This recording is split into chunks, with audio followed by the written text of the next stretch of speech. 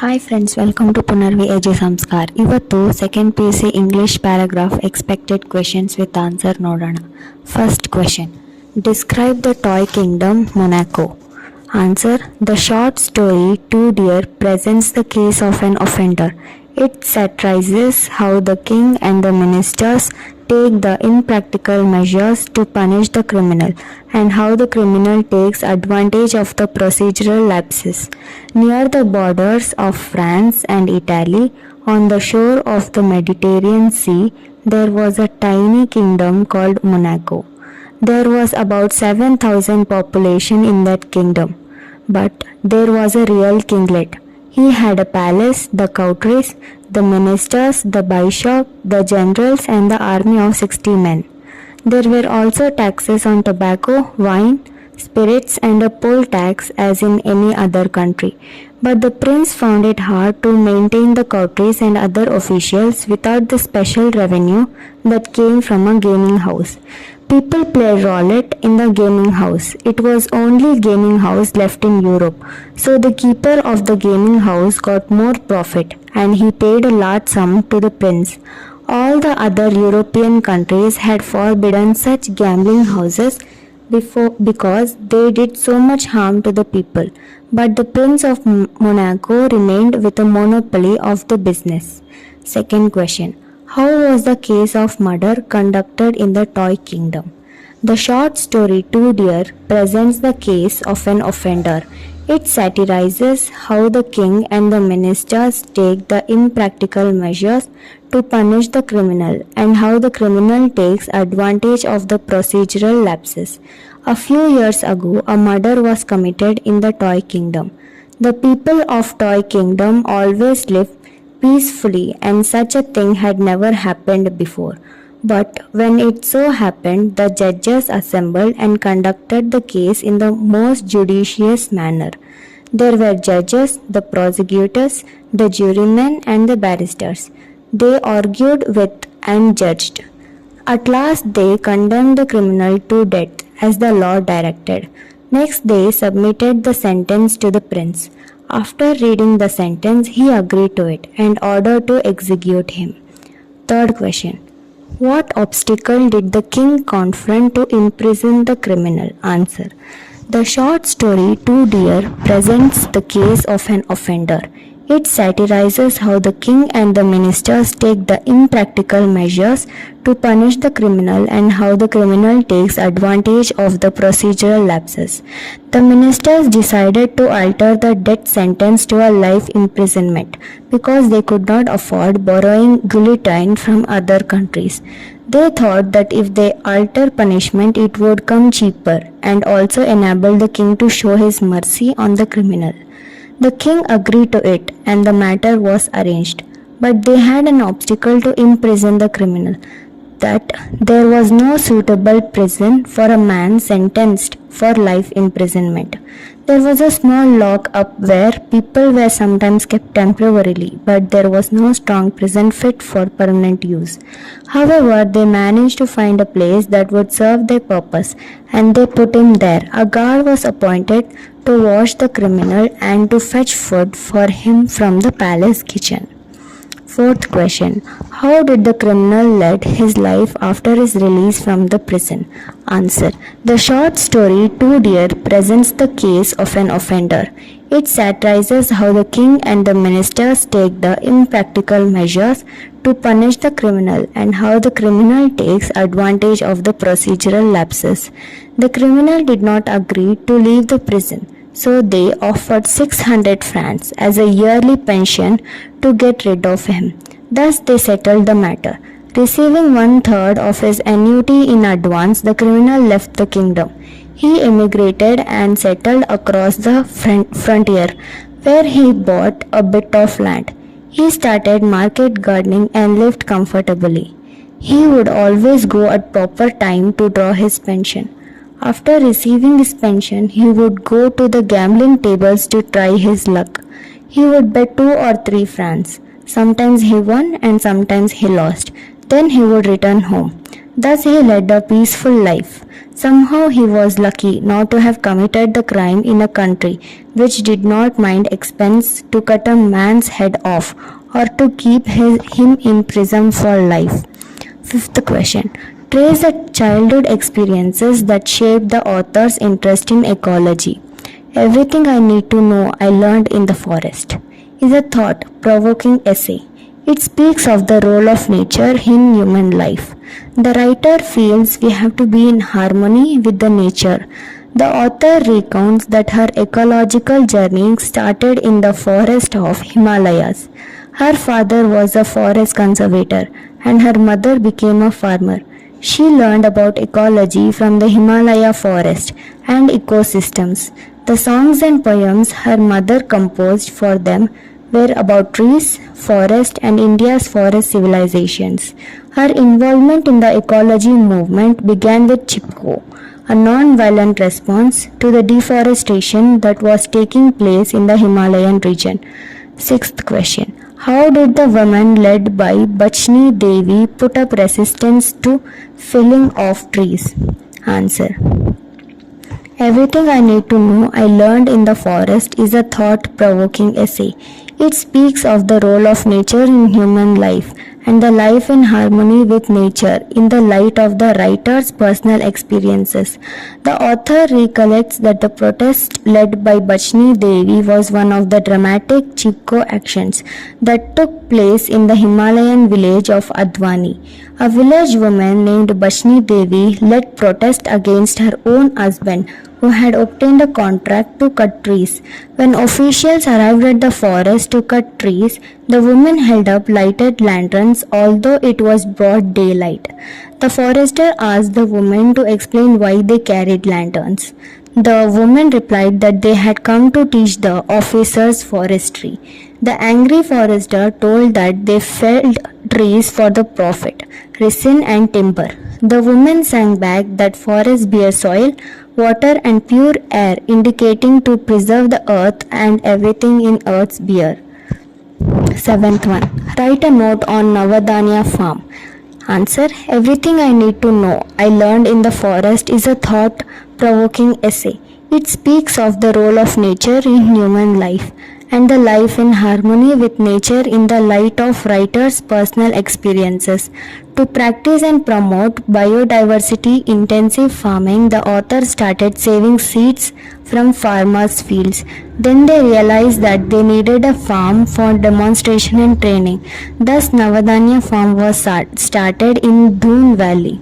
They conserve and grow 630 varieties of rice, 150 varieties of wheat, and hundreds of other species.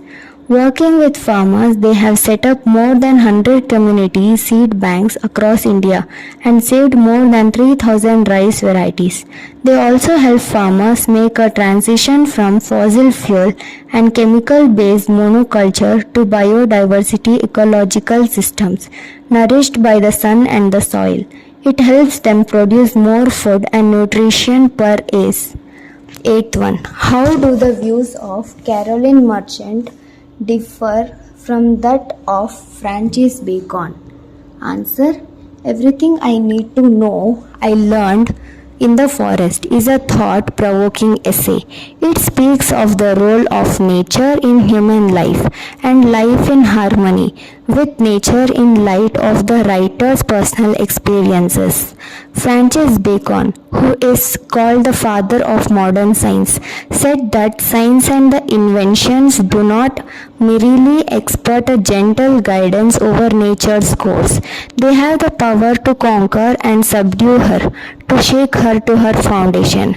Caroline Merchant, a philosopher and historian, points out that the shift of perspective from nature as a living, nurturing mother to dead matter would lead to capitalism.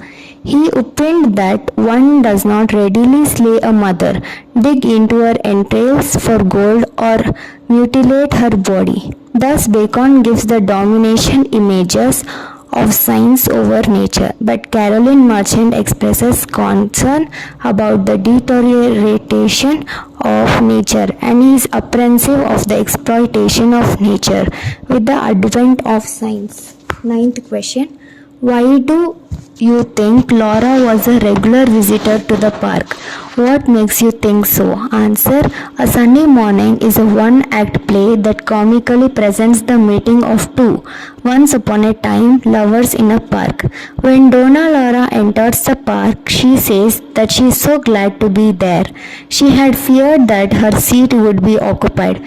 This shows that she is a regular visitor to the park. She occupies her regular seat and lets her maid Petra go and chat with the guard of the park, as he would be waiting for her.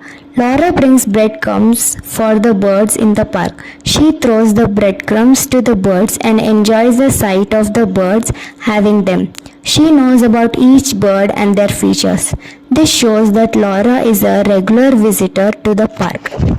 10th question. Describe the fictitious story spun by Donna Laura, or describe as to how Donna Laura portrays her dear friends, the Silver Maiden, that to Gonzalo. Answer. A sunny morning is a one-act play that comically presents the meeting of two, once upon a time, lovers in a park. Donna Laura and Don Gonzalo meet in the park as strangers. They get annoyed with each other for a few silly matters, but as the conversation progresses, they become friendly with each other. When Don Gonzalo mentions about Valencia, Marisela and the Silver Maiden, Laura recognizes him as the lover of her young days.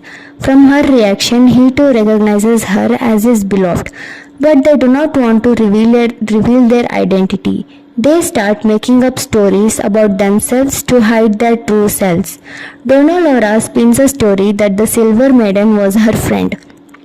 She narrates that after Gonzalo's cousin left Valencia, her friend waited eagerly for his letters, but she did not receive any. Later one day, she left her house for the beach, where her lover had risked his life. She wrote his name on the sand and sat upon the rock.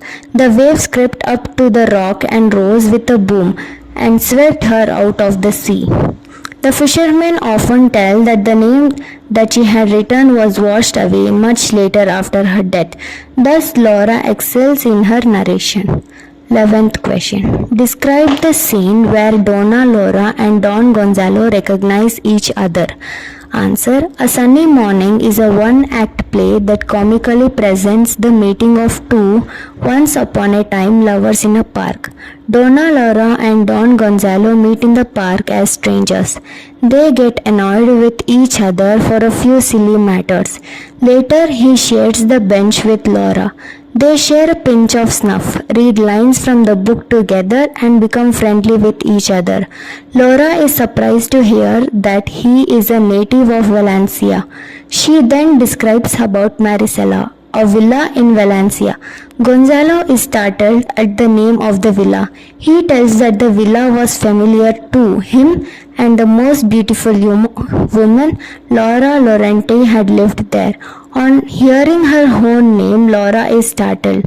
She tells that the beautiful woman, who was called the Silver Maiden, was her friend. Gonzalo too hides his identity and tells that her lover was his cousin. When they narrate their stories, they silently recognize each other.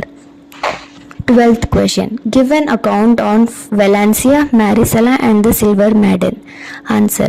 A sunny morning is a one-act play that comically presents the meeting of two, once upon a time, lovers in a park.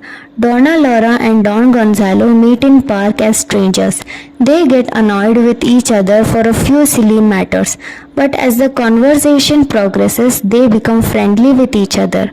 When Don Gonzalo mentions about Valencia, Marisela and the Silver Maiden, Laura recognizes him as her lover of her young days. Valencia was the native place of Gonzalo. Not far from Valencia, there was a beautiful villa named Marisela. It was near the sea. It was hidden away among the lemon and orange trees. The most beautiful woman lived in that villa. She was known as the Silver Maiden in her locality. This Silver Maiden was none other than Donna Laura. Gonzalo was her lover during their young days. Though they recognize each other, they do not want to reveal it. 13th one. What description does the narrator give about the old man? Answer. The Gardener is a short story that provides insights into the strange human relations with all their complexities and dimensions of rivalry. The narrator met an old man by chance. When the narrator met the old man, he was standing in a coconut grove near Channarayapatna. His eyes were full of strange memories and native intelligence. He was tall and his hair had gone grey. He had long beak-like nose and strong muscular arms. In one hand he carried the spade to work in the coconut grove. He tucked a newspaper under his arm. He worked in the coconut grove as a laborer. He was also an overseer and philosopher as well. After walking hundreds of miles, he had come to that garden and had got a job. 14th one. Describe the meeting between the old man and the owner's wife. The Gardener is a short story that provides insights into the strange human relations with all their complexities and dimensions of rivalry. After the arrival of the old man, there was a lot of change in the attitude of the owner. The owner's wife is worried about him. One day, the old man met her and behaved as if he knew all about her problem. He smiled at her and brought down tender coconuts from a nearby tree for her. He sat on the embankment of the well. She too sat next to him. It was evening and the sun rays were reaching the walls of the well through the leaves of coconut, mango and jackfruit trees. Then the old man began to narrate the story of rivalry between Tamanna and Basavaiya. 15th question. How did Basavaiya try to overcome his humiliation? Answer. The Gardener is a short story that provides insights into the strange human relations with all their complexities and dimensions of rivalry. Basavaiya could not compete with Tamanna, who had writing and singing talent. To overcome his humiliation, he acquired more and more land of Tamanna. He performed his agricultural task more seriously. That could not match the name and fame of Tamanna. Basavaiya started filling his life with material wealth. He got a big mansion and appointed persons just to praise him. He decorated himself with gold, diamonds, and other precious stones. But the visitors told him that his house looked dull and empty without Tamanna's books. Therefore, he started inviting scholars, poets, and musicians to fill his house with artists. Meanwhile, there was an upsurge of hope for Basavaiya when Tamanna fell ill. Basavaiya got a chance to surpass Tamanna. If Tamanna started suffering from a disease, Basavaiya's spirits would be revived. 16th question. How does the old man end his story? Answer. The Gardener is a short story that provides insights into the strange human relations with all their complexities and dimensions of rivalry. From the beginning of his narration, the old man tries to distance himself from the story. He also tries to give the impression that he might have heard the story somewhere or he might have read it somewhere. But at the end he admits to his owner's wife that he himself is Tamanna in the story. Analyzing how strange human nature could be, he says that her husband is flourishing as a rich man. He is not willing to listen to any advice. Man is so complicated that till the day of his death, he goes on living for some revenge, or the other, facing one challenge or the other. Thus the old man concludes his story and again requests his owner's wife to assume that he did not tell her anything. Before leaving, he tells her that he has to go to Lokya's house to see his bedridden child. 17th. What is Borges' observation about his mother? Answer. I believe books will never disappear. In an interview with George Louis Borges that presents his views on life, literature and books, Borges recollects that his mother was an extraordinary person. She was kind towards him. She was also an intelligent and gracious woman who had no enemies. He feels guilty of not having been a happy man in order to have given his mother a deserved happiness. He feels that he should have understood her better. Like all other children, he took his mother for granted. Everyone does the same with the moon or the sun or the seasons. He says that children do not realize her importance when she is alive. 18th. How, according to Borges, can humiliation and misfortune be transmuted? Or what lessons did Borges learn from Goethe's words? All that is near becomes far. Answer. I believe books will never disappear. In an interview with George Louis Borges that presents his views on life, literature, and books, Borges firmly believes that humiliation, misfortunes, and discord are given to us so that we can transmute them. We can let the miserable circumstances of our life drive us to produce eternal works. Mentioning the lines from Goethe, Borges says that all that is near becomes far. It refers not only to the sunset but also to life. We have to accept the reality without regrets, and we have to let misfortunes inspire us with new thoughts. That is how he has accepted his blindness. He says that his eyesight has been replaced by other things, and he is trying to enjoy his life buying and filling his house with books. 19. How does Borges state that poem and poetry are not the same? Or what are Borges' views on poetry? Answer. I believe books will never disappear is an interview with George Louis Borges that presents his views on life, literature and books. Borges believes that poetry is something so intimate and so essential. Poetry cannot be defined without oversimplifying it. According to him, attempting to define poetry would be like attempting to define the color yellow, love, and the falls of leaves in the autumn. Poetry is the aesthetic act.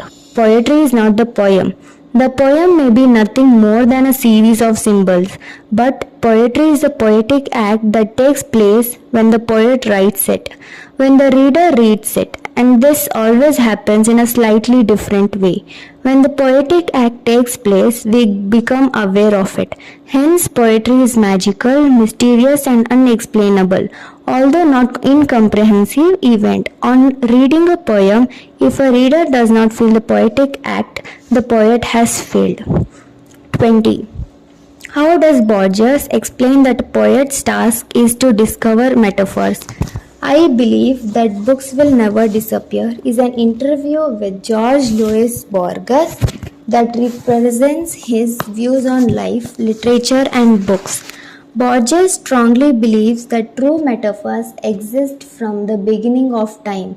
We express them differently. He has reduced all metaphors into 5 or 6, which seem essential. They are time and river, life and dreams, death and sleep, stars and ice, flowers and women. These metaphors are found in all literatures. The other metaphors are fanciful. The poet employs metaphors to communicate his poetic vision. So, the poet's task is to discover metaphors even though they may already exist. 21. How is literature a dream for Borges? I believe books will never disappear is an interview with George Louis Borges that presents his views on life, literature, and books. According to Borges, literature is a dream, a controlled dream. We owe literature almost everything we are and what we have been, and also what we will be. Our past is nothing but a sequence of dreams.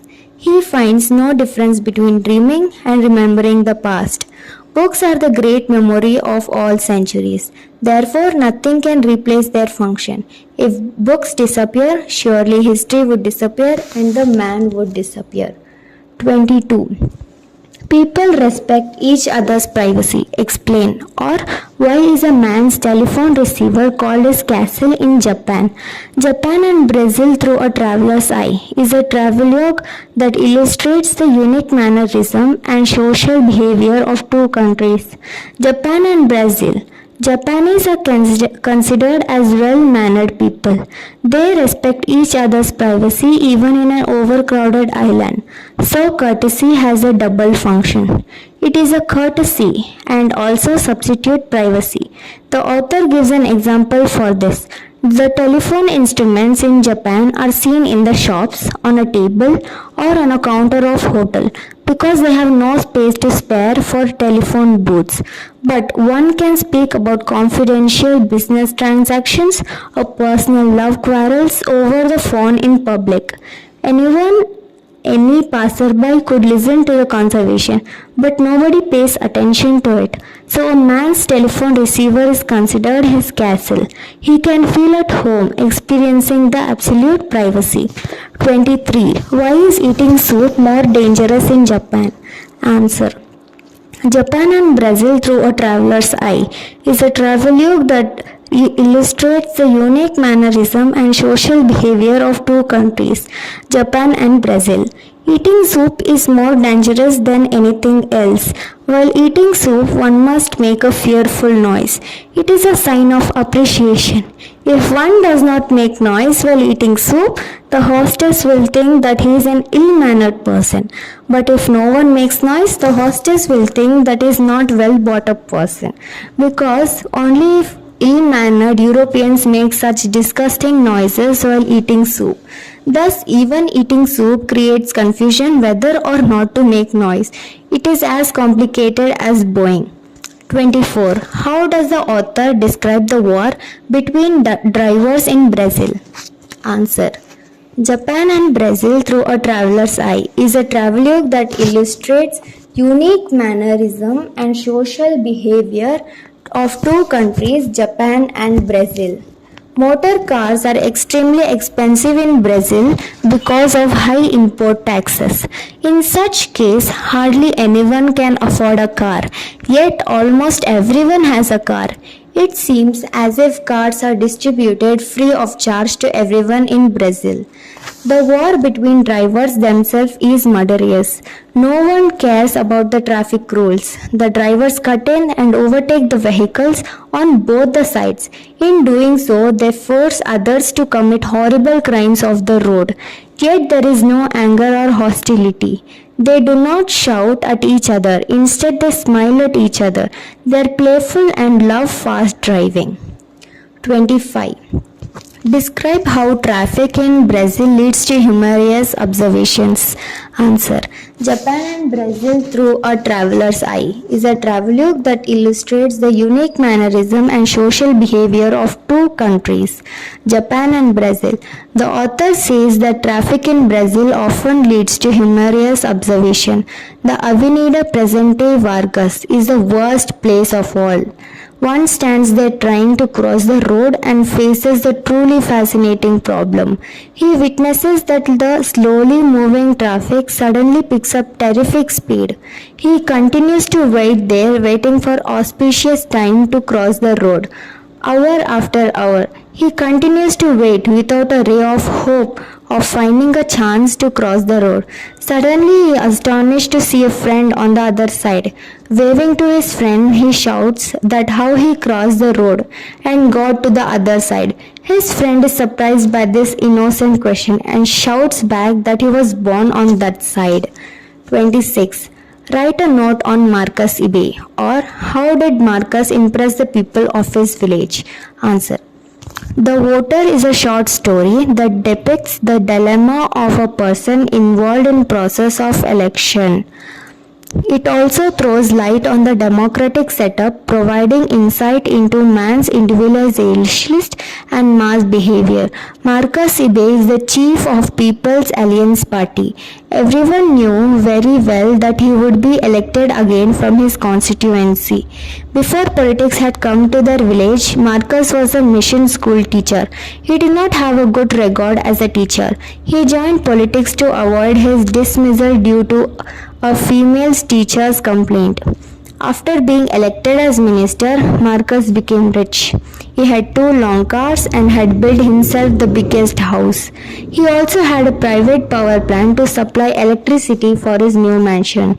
He gave his new house the name of his village. He invited all the villagers for the opening and slaughtered 5 bulls and countless goats to entertain them. But he remained available to his people. Whenever he could, he left the good things of the capital and returned to his village. During elections, he was ready to to spend money to buy votes and did not want to lose even a single vote. 27. Roof is an intelligent manipulator. Explain or describe Roof's whispering campaign, or how did Roof convince the old men of the village for votes? Answer. The Voter is a short story that depicts the dilemma of a person involved in the process of election. It also throws light on the democratic setup, providing insight into a man individualist and mass behavior. Roof is in service of Marcus Ibe for the coming elections. He is an intelligent manipulator. He is a real expert in election campaigning at all levels. Being the most trusted of marker campaigners, he conducts successful whispering campaigns. He knows the attitude of the people and talks accordingly. He talks to a group of elders in the house of Zenwa and buys their votes for PAP. He reminds them of the favors they will enjoy, like the pipe Bonnie water that is promised by PAP. He offers 2 shillings to each of them. On seeing that they are taking advantage of the situation, he offers them 2 more shillings. He knows that just like him, the villagers were also trying to gain more money from Marcus, who was rich now. 29. How does Sheila Rani Chunkat promote the empowerment of women? The essay, Where There Is a Will, elaborates the concept of women empowerment through the simple act of bicycling. In 1991, Sheila Rani Chunkat was the district collector. As a part of literacy movement, she took the initiative of training female activists so that literacy would reach women in the remote villages. She realized that lack of mobility has undermined the confidence of women. Therefore, she included mobility as a part of literacy movement. First, the activists learned cycling. This inspired neo-literates to learn cycling. This in turn inspired every woman to learn cycling. She pushed the banks to give loans for the women to buy cycles. As the top official in the district, she gave it great personal attention. They organized cycle training camps to teach and encourage cycling. Thus, Sheila Rani Chunkat was instrumental in making cycling a social movement. 30. How did women react to the shortage of ladies' cycle? Answer. The essay, Where There Is a Will, elaborates the concept of women empowerment through the simple act of bicycling. Sheila Rani Chunkat, who was the district collector, took the initiative of training female activists as the part of literacy movement so that activists could reach out women in the remote villages. First the activists learned cycling and later they taught cycling to neo-literates. Then every woman wanted to learn. This led to a rise in the sales of ladies' bicycle. As a result, there was shortage of ladies' cycles in the shop, but women did not hesitate to buy gents' cycles. Some women even preferred gents' cycles as these cycles have an additional bar from the seat to the handle. Women found it advantageous to seat a child on it, and a lot of women who were unable to wait for ladies' cycles bought gent cycles. Thus, thousands of women ride gent cycles in Pudukottai.